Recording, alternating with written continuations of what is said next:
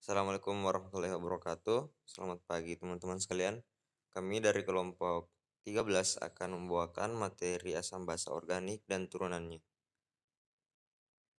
Adapun anggota kelompok kami, yang pertama adalah saya sendiri, Andi Aditya Halda, dengan NIM L0112211080.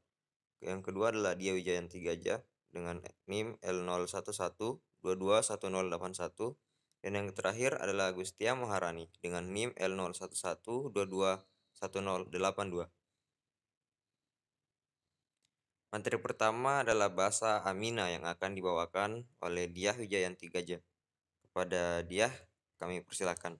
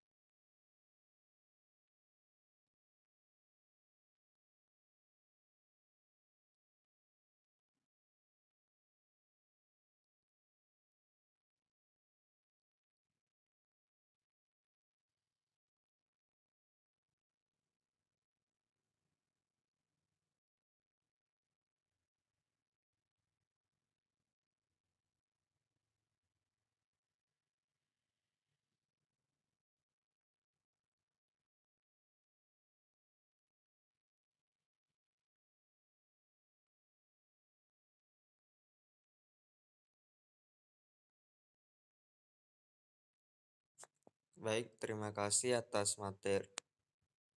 Baik, terima kasih atas materi yang dibawakan oleh Dia Wijayanti Gajah. Selanjutnya asam karboksilat yang akan dibawakan oleh saya sendiri.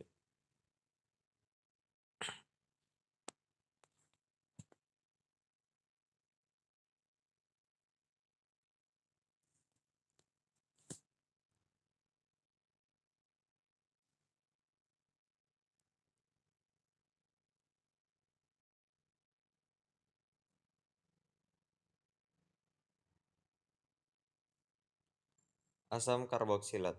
Asam karboksilat adalah asam organik yang dicirikan oleh gugus fungsi karboksil yang terbentuk melalui perpaduan antara gugus karbonil dengan gugus hidroksil yang terpaut dalam satu karbon.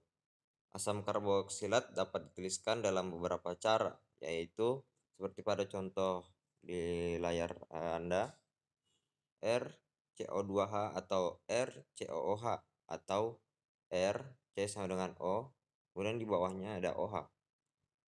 Ionisasi dari gugus karboksil menghasilkan ion karboksilat yang distabilkan oleh resonansi dan muatan negatifnya tersebar merata di antara kedua atom oksigen. Hal inilah yang menyebabkan besarnya kecenderungan asam asetat terionisasi membentuk ion asetat dengan melepaskan proton sebagai indikasi sifat keasaman asam karboksilat.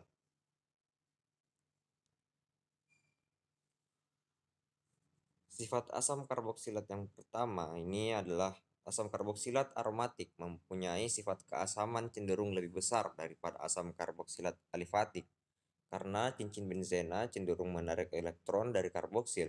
Akibatnya memudahkan pelepasan proton sehingga lebih asam, sedangkan asam karboksilat alifatik tidak demikian. Yang kedua adalah asam klorosetat 100 kali lebih kuat daripada asam asetat dan asam trikloroasetat jauh lebih kuat lagi. Hal ini karena sifat keelektronegatifan gugus klor. Yang ketiga adalah asam karboksilat dapat berbentuk dimer dalam larutannya karena terbentuk ikatan hidrogen dengan sesama molekul asam karboksilat yang lain.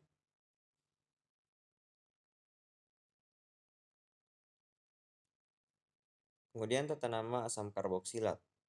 Nama IUPAC asam karboksilat diambil dari alkana dengan mengganti akhiran A dengan OAT dan menambahkan asam di depan alkanoatnya. Nama umumnya selaras dengan nama aldehid dan biasanya berasal dari bahan ditemukannya asam karboksilat tersebut. Adapun contohnya seperti ada pada gambar di bawah. Next. Sintesis asam karboksilat. Beberapa cara yang umum dipakai untuk membuat asam-asam karboksilat sederhana di laboratorium antara lain yang pertama itu oksidasi alkena, yang kedua hidrolisis suatu sianida, yang ketiga reaksi dari suatu reaksi Grignard dengan CO2, yang keempat adalah oksidasi alkohol atau aldehid. Dalam industri banyak digunakan cara oksidasi, terutama jika oksigen dalam udara dapat dipakai sebagai oksidator. Kemudian dalam skala laboratorium banyak juga yang digunakan oksidator, contohnya itu seperti KMNO4 atau Na2Cr2O7.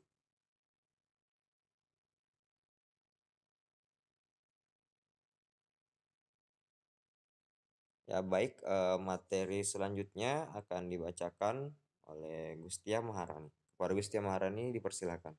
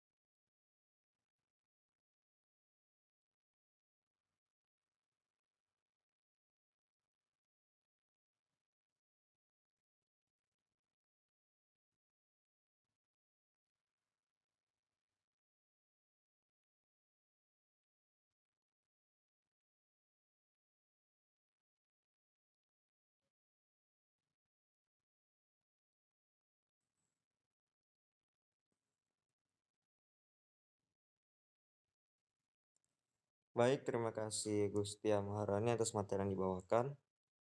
Berhubung karena kelas hari ini kita online, teman-teman sekalian, jadi bagi teman-teman yang ingin mengajukan pertanyaan, silakan mengirimkan pertanyaan Anda di grup WhatsApp Kimia Dasar.